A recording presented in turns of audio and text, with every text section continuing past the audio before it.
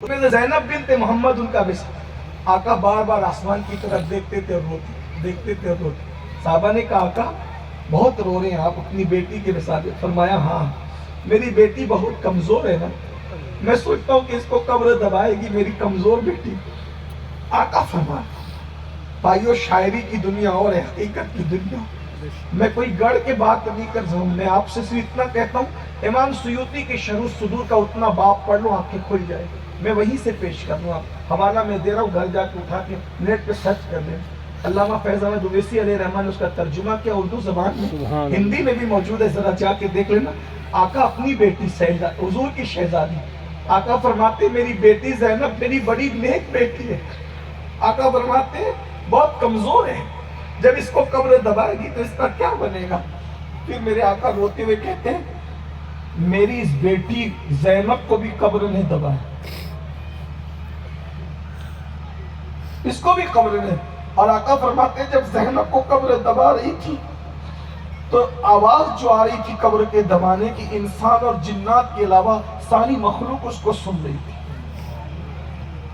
लेकिन यही फिर अल्लाह वालों को माँ की तरह कब्र दबाती है, यही हमारा अकीदा है। लेकिन आपसे पूछता हूँ मेरी बहनों बताओ, कानों में ईयरफोन लगा के गाने सुनती हो, तुम्हें कब्र कैसे दबाएगी। भूल गए कब्र को, कब्र को भूल गए।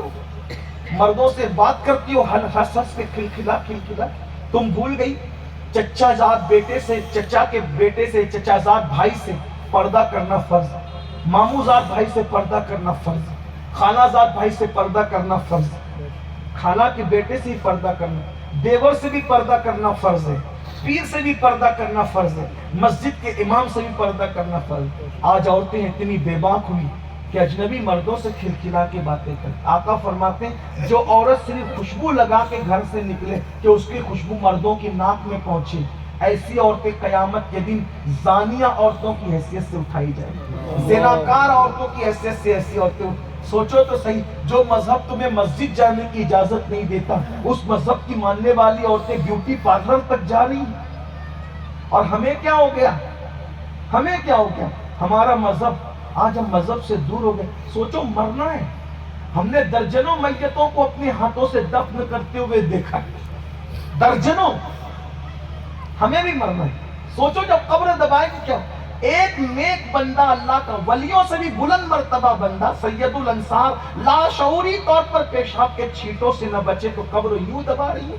हुजूर के चेहरे पे आसार आते हैं और हम गुनाह से नहीं बचे, चुगली हम करें, गीबत हम करें।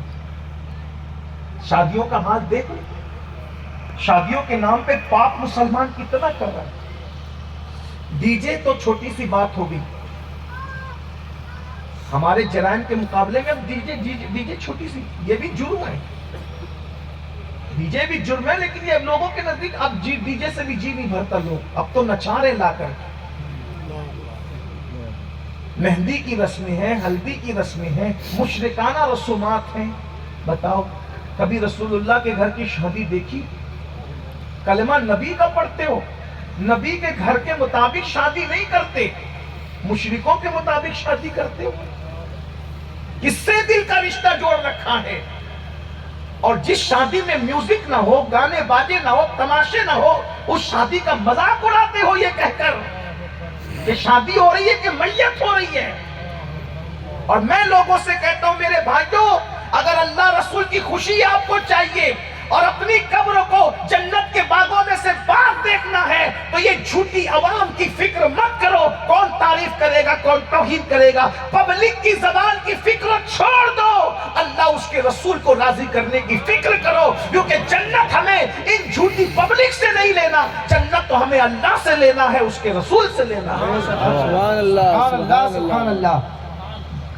गाने की आवाज शादी के मौके पर जहां जहां तक जाएगी, जितनी दूर तक आवाज जाएगी, जितने लोग सुनेंगे वो सब अगर खुशी से सुन रहे तो गुनहगार होंगे और उन सब का गुनाह उसके सर पे आएगा जिसने वो गाने की महफिल रखी है, जिसने वो म्यूजिक की महफिल रखी है।